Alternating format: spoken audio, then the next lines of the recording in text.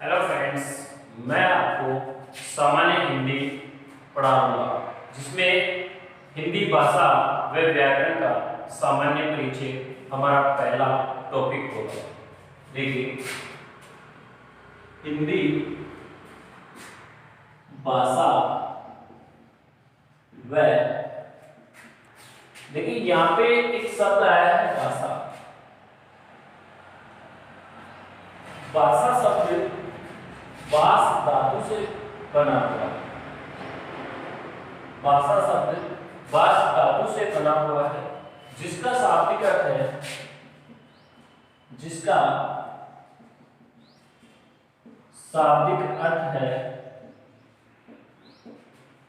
विचार प्रकट करना। विचार प्रकट करना।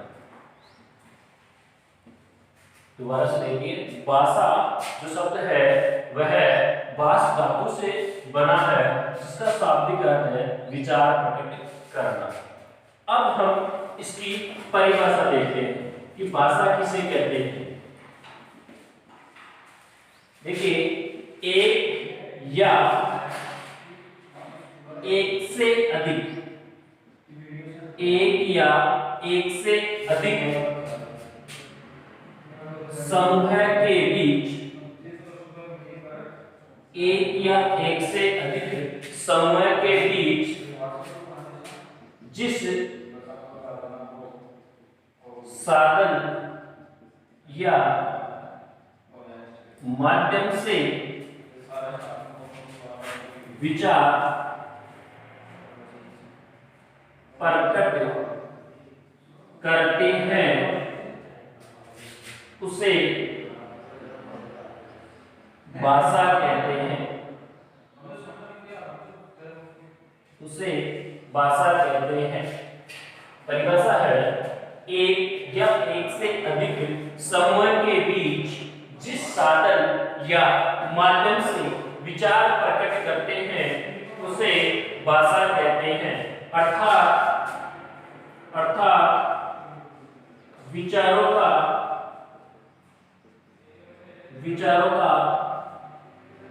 आदान प्रदान करने के साधन को भाषा कहते हैं। विचारों के आदान प्रदान करने के साधन को भाषा कहते हैं। देखिए, दो व्यक्ति हैं। इस व्यक्ति के मन में जब कोई विचार आएगा, जब कोई बात आएगी, तब तक वो विचार है, लेकिन ये व्यक्ति इस व्यक्ति तक उन विचारों को जिस माध्यम से इस तक पहुंचाता है वह माध्यम ही क्या है? भाषा है। वह माध्यम ही क्या है? भाषा है। यानी कि व्यक्ति के मन में आने वाली जो बात है, जब तक वो मन में रहती है तब तक वो एक विचार है, लेकिन उस विचार को किसी माध्यम से दूसरे तक पहुंचाते हैं, उस साधन या माध्यम को ही हम भाषा कहते हैं। उस साधन या माध्यम को ही हम भाषा कहते हैं।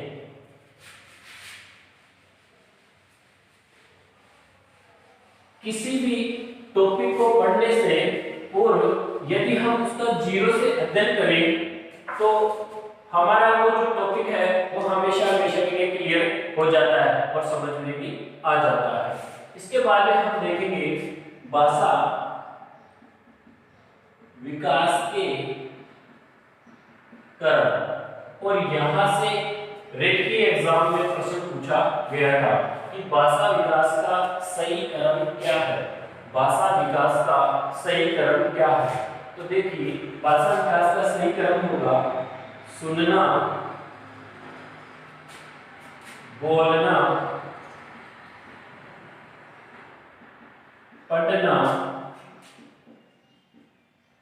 लिखना। भाषा विकास के क्रम में सबसे पहले होता है सुनना, उसके बाद में बोलना, पढ़ना और लिखना। ये रिट के एग्जाम में पूछा गया था कि भाषा विकास का सही क्रम क्या है। तो एक इसकी सामान्य ट्रिक भी होती है, वो ट्रिक है सुबह पल्ली, शुभोपल्ली। ये इसकी एक सामान्य सी ट्रिक है जिससे हम याद रख सकते हैं कि भाषा विकास का क्रम क्या होगा। भाषा विकास का क्रम है सुनना, बोलना, पढ़ना, लिखना। इसके आगे देखते हैं भाषा के प्रकार। इसके आगे चर्चा करते हैं हम भाषा के प्रकार। भाषा के कितने प्रकार होते हैं? सामान्य से प्रश्न पूछ लिया जाए भाषा के कितने प्रकार होते हैं? ऑप्शन होंगे आपके पास 2, 3, 5, 6। भाषा के प्रकार होते हैं 3। भाषा के 3 प्रकार होते हैं। पहला मौखिक भाषा, दूसरा लिखित भाषा, दूसरा प्रकार होता है लिखित भाषा, और तीसरा प्रकार होता है सांकेतिक भाषा। सांकेतिक भाषा। मौखिक भाषा में व्यक्ति बोलकर विचार प्रकट करता है।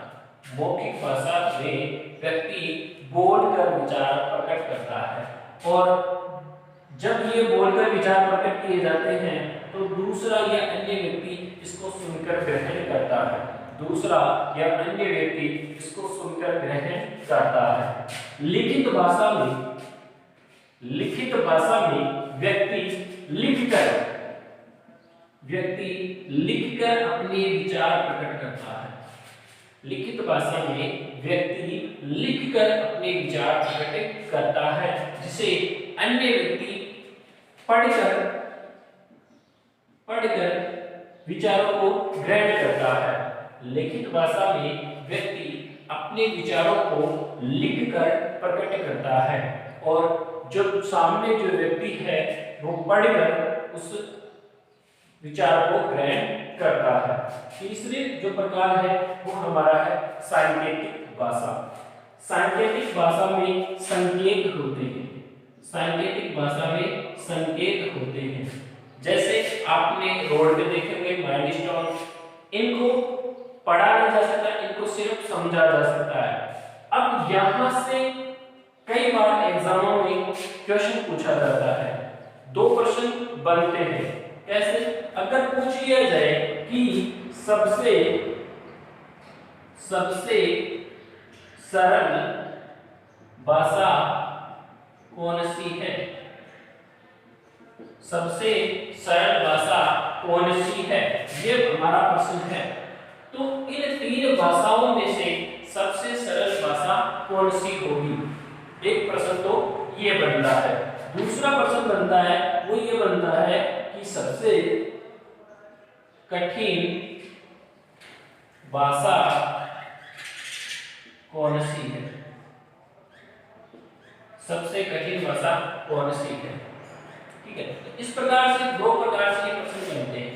सबसे सरल जो भाषा का जो प्रकार है वो होगा मौखिक भाषा। अब सवाल ये उठता है कि मौखिक भाषा ही क्यों? सबसे सरल जो भाषा है वो हमारी होती है मौखिक भाषा, लेकिन मौखिक भाषा ही क्यों? क्योंकि उच्चारित शब्दों का अर्थ समझ आ जाता है। उच्चारित शब्दों का अर्थ समझ आ जाता है, इसलिए सबसे सरल जो भाषा होती है वो हमारी मौखिक भाषा होती है। कोई भी व्यक्ति अगर कोई शब्द उच्चारित करता है तो उस शब्दों को हम उच्चारित किए हुए शब्दों को आसानी से समझ लेते हैं। कोई भी पढ़ा लिखा या अनपढ़ व्यक्ति भी उन शब्दों को अपने समाज में, परिवार में बोले गए शब्दों को आसानी से समझ लेता है। इसीलिए इसको मौखिक भाषा को हम सबसे सरल भाषा मानते हैं। सबसे जो कठिन भाषा है वो हमारी होती है सांकेतिक भाषा। सबसे कठिन जो भाषा है वो होगी सांकेतिक भाषा, क्योंकि इसमें संकेतों का हमें पता होगा तभी हम समझ सकते हैं।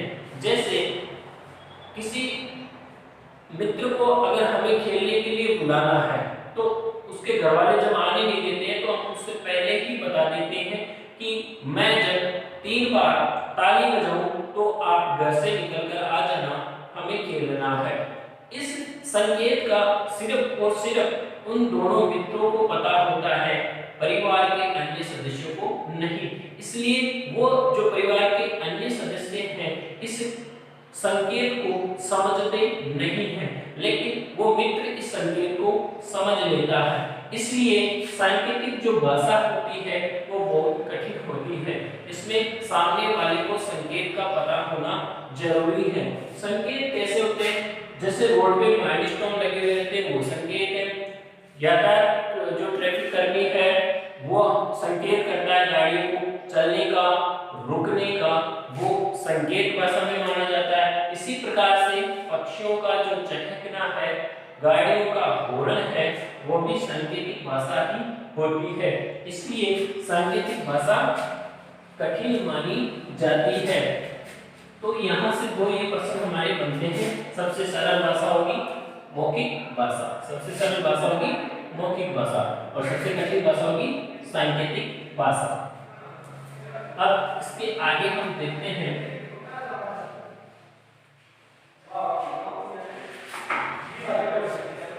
हिंदी भाषा।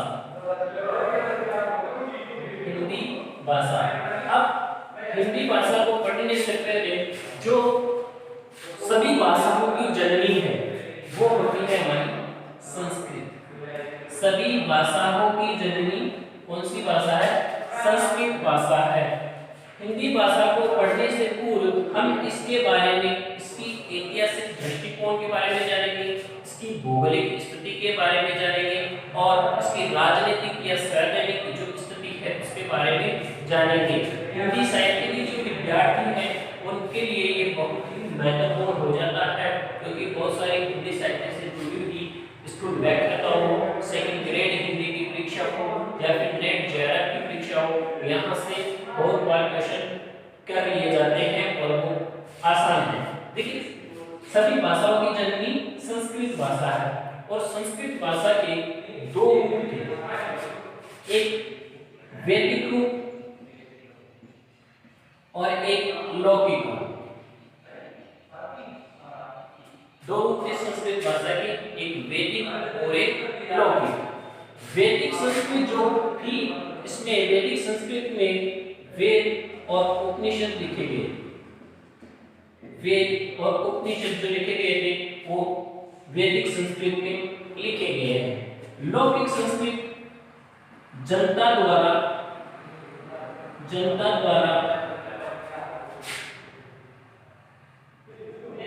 बोली जाने वाली भाषा,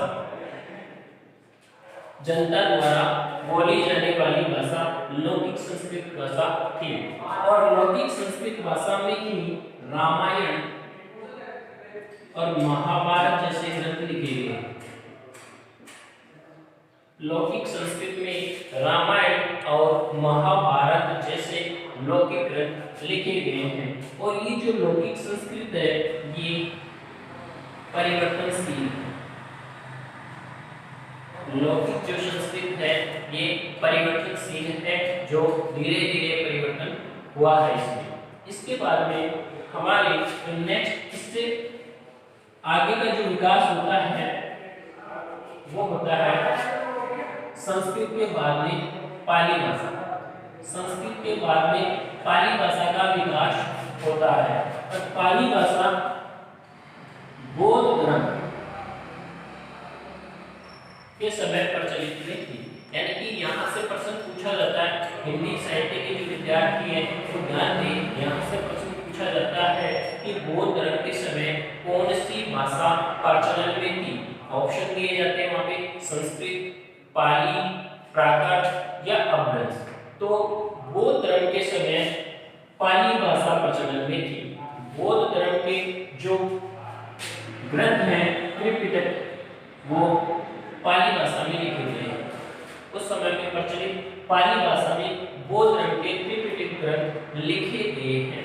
इसके बाद में प्राकृतिक भाषा, इसके बाद में प्राकृतिक भाषा का विकास होता है और प्राकृतिक भाषा जैन धर्म के समय प्रचलन में थी। जैन धर्म के समय प्रचलित कौन सी भाषा थी? प्राकृतिक भाषा थी।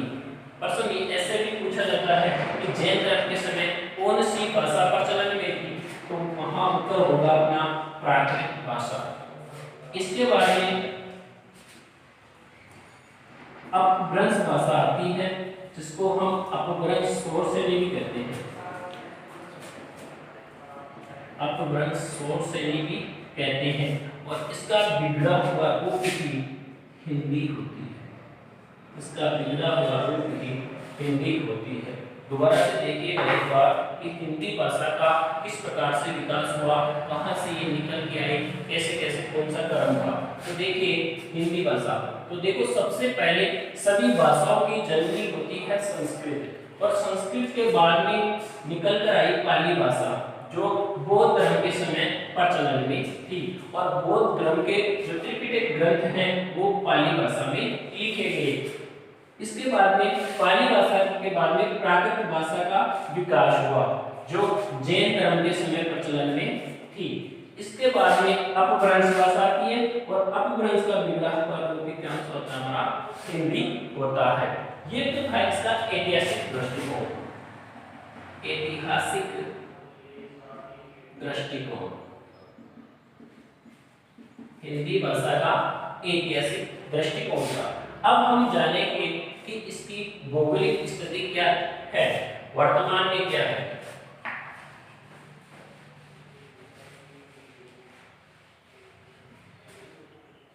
हिंदी भाषा की भौगोलिक स्थिति,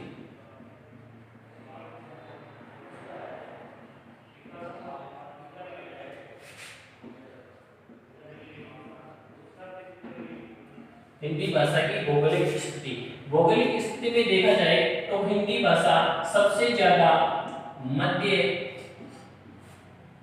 भारत में बोले जाने वाली भाषा है। मध्य भारत में बोली जाने वाली भाषा है, इसलिए इसको मध्य देशीय भाषा भी कहते हैं। इसलिए इसको मध्य देशीय भाषा भी कहते हैं। इसमें भारत के राज्य आते हैं, जैसे राजस्थान में ये भाषा बोली जाती है, हिमाचल प्रदेश में हिंदी भाषा बोली जाती है, हरियाणा में हिंदी भाषा बोली जाती है, दिल्ली में बोली जाती है, बिहार में बोली जाती है, यूपी में बोली जाती है, एमपी में बोली जाती है, और अंडमान निकोबार में बोली जाती है, छत्तीसगढ़ में बोली जाती है। इस प्रकार से इन राज्यों में ज्यादातर हिंदी भाषा का प्रयोग किया जाता है, इसलिए हिंदी को मध्य देशीय भाषा भी कहते हैं। ये थी इसकी भौगोलिक स्थिति। हिंदी भाषा की भौगोलिक स्थिति में ये राज्य आते हैं। भौगोलिक स्थिति के बाद में हम इसकी राजनीतिक या संवैधानिक स्थिति देखते हैं।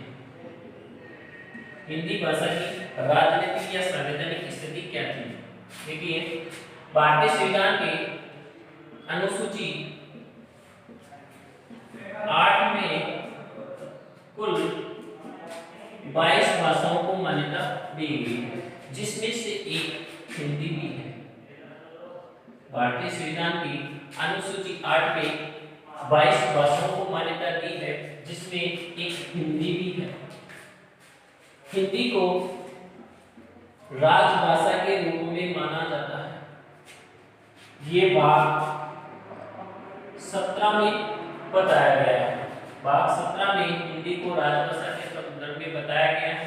इसमें भाग 17 में अनुच्छेद 343 से अनुच्छेद 351 तक इसका वर्णन किया गया है। इसके बाद में राजभाषा भाग 17 अनुच्छेद 343 से 351 ये हमारी हिंदी की राजनीतिक या संवैधानिक स्थिति थी। अब हम इसके बाद में चर्चा करते हैं कि 4-5 नाम हैं जिनकी स्थिति हम देखते हैं। देखो, एक तो होती बोली, एक होती है भाषा, एक होती है राजभाषा, एक होती है मातृभाषा और एक होती है राष्ट्रभाषा। इनके बारे में देखते हैं कि बोली क्या होती है, भाषा क्या होती है, राष्ट्रभाषा क्या होती है, मातृभाषा क्या होती है, राजभाषा क्या होती है। बोली का क्षेत्र सीमित होता है। बोली का क्षेत्र सीमित होता है। सीमित क्षेत्र में बोली जाने वाली जो भी भाषा है उसको हम बोली कहते हैं। जैसे जयपुर के पास में, अगर जयपुर के आसपास के क्षेत्र की बात करें तो वहां पर ढूंढाड़ी भाषा बोली जाती है। जोधपुर की तरफ की बात करें तो वहां पे मारवाड़ी भाषा बोली जाती है। तो हर क्षेत्र के अनुसार अलग अलग बोली बोली जाती है। तो उनका क्षेत्र सीमित है, इसलिए वो क्या कहलाती है, बोली कहलाती है। इसी प्रकार भाषा किसे कहती, भाषा का क्षेत्र व्यापक होता है। भाषा का क्षेत्र व्यापक होता है, यानी कि मध्य भारत में पूरे में क्या बोली जाती है, हिंदी। तो इसका क्षेत्र व्यापक हो गया। तो ये हिंदी क्या हो गई, हमारी भाषा हो गई, क्योंकि इसका क्षेत्र व्यापक है। नेक्स्ट है राजभाषा। प्रशासनिक जो कार्य किए जाते हैं, जिस भाषा में किए जाते हैं, वो हमारी राजभाषा होती है। प्रशासनिक कार्य हमारे सारे हिंदी में होते हैं, इसलिए हिंदी को राजभाषा का दर्जा दिया गया है। भाग 17 में इसका उल्लेख है और अनुच्छेद 343 से लेकर 351 तक इसका उल्लेख किया गया है। इसके बाद कहते हैं मातृभाषा कि मातृभाषा किसे कहेंगे। मातृभाषा माँ के द्वारा सीखी जाती है। मातृभाषा माँ के द्वारा सीखी जाती है। माँ के बाद में परिवार और परिवार के बाद में समाज, इन तीनों से मिलकर हम क्या सीखते हैं, मातृभाषा, उसे हम मातृभाषा कहते हैं। इसके बाद में आती है राष्ट्रभाषा, यानी कि बहुत अधिक क्षेत्र में बोली जाने वाली या अधिकांश राज्यों में या क्षेत्रों में बोले जाने वाली भाषा को हम राष्ट्रभाषा के नाम से जानते हैं। अधिकांश राज्यों या क्षेत्रों में बोली जाने वाली भाषा को हम राष्ट्रभाषा के रूप में जानते हैं, क्योंकि इसका क्षेत्र बहुत ही व्यापक होता है। बहुत ही व्यापक इसका क्षेत्र होता है। आज हमने चर्चा की है, सामान्य हिंदी का परिचय देखा है, उसके बारे में समझा है कि भाषा जो भाषा धातु से बनी है, जिसका शाब्दिक विचार प्रकट करना है, इस तरह की सारी चीजें हमने सामान्य परिचय में हमने देखा है। आशा करता हूँ कि हमारे द्वारा जो ये बनाया गया वीडियो है और जो मेरे द्वारा जानकारी दी गई है वो आप लोगों को पसंद आएगी और आप इस वीडियो को ज़्यादा से ज़्यादा अपने मित्रों में ज़्यादा से ज़्यादा शेयर करें, लाइक करें। हम आपके लिए ऐसी काफ़ी वीडियो लेकर आते रहेंगे। शुरुआत कर दी गई है, पूरा का पूरा सिलेबस आपको करवाया जाएगा। धन्यवाद। जय श्री कृष्ण।